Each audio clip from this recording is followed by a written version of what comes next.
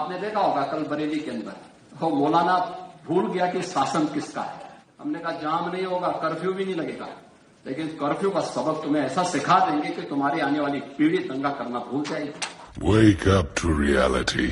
वो हल्ला मचा रहे हैं, तूफान खड़ा कर रहे हैं। भाइयों बहनों, ये जो आग लगा रहे हैं, ये आग लगाने वाले कौन है, वो उनके थोड़ों से ही पता चल जाता है।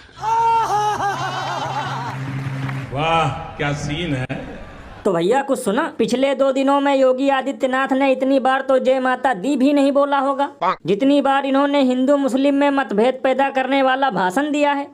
तो लल्लन भैया इसमें हैरानी की क्या बात है, ये काम तो इन लोगों का हमेशा का है। मतलब चाहे नवरात्रि हो या ईद, हर त्योहार में पोतने आ जाते हैं जाति धर्म का लीद। यानी भैया इतना तो लोग खाने में नमक का इस्तेमाल नहीं करते जितना ये लोग देशवासियों को मूर्ख बनाने के लिए धर्म का इस्तेमाल करते हैं।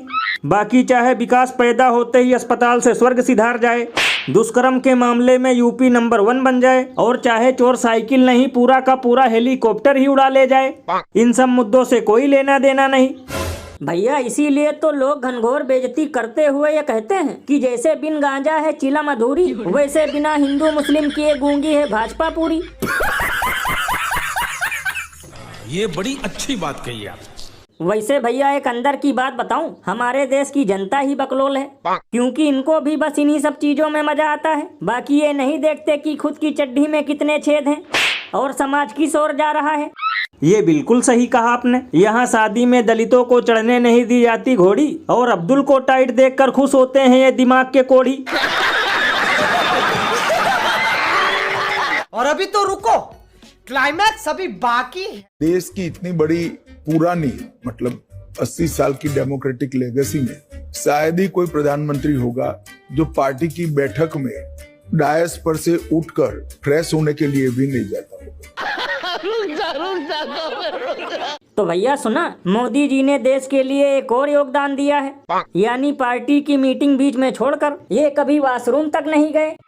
लल्लन भैया ये मोटा भाई बिल्कुल सही कह रहे हैं, क्योंकि इस दृश्य का फोटो आज तक न्यूज चैनल वालों ने नहीं दिखाया।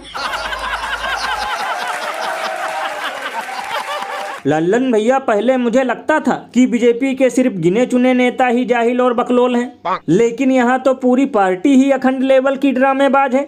मतलब कोई कहता है मोदी जी बिना थके 18-18 घंटे काम करते हैं, कोई कहता है मोदी जी ने आज तक छुट्टी नहीं ली, और अब ये आ गए जो कह रहे हैं मोदी जी मीटिंग छोड़कर कभी बाथरूम तक नहीं जाते। भैया इसीलिए तो लोग घनघोर मजाक करते हुए ये कहते हैं कि तभी तो मैं सोचूं कि आखिर ये ससुरा डायपर इतना महंगा क्यों हो गया। अरे बाप रे, ये तो धोती खोल रहा है। बताओ, यहाँ माताएं 200-200 रुपए में अपना बच्चा बेच रही हैं। चीन दिन दहाड़े देश का पानी रोक रहा है। ट्रेन के लोको पायलट बोतल में मूतने पर मजबूर हैं, लेकिन फिर भी इनकी नजर सिर्फ मोदी जी पर टिकी है। ये बिल्कुल सही कहा आपने। वैसे भैया मोटा भाई एक चीज तो बताना भूल ही गए कि 80 सालों में इनके जितना गाली भी किसी नेता को नहीं पड़ी।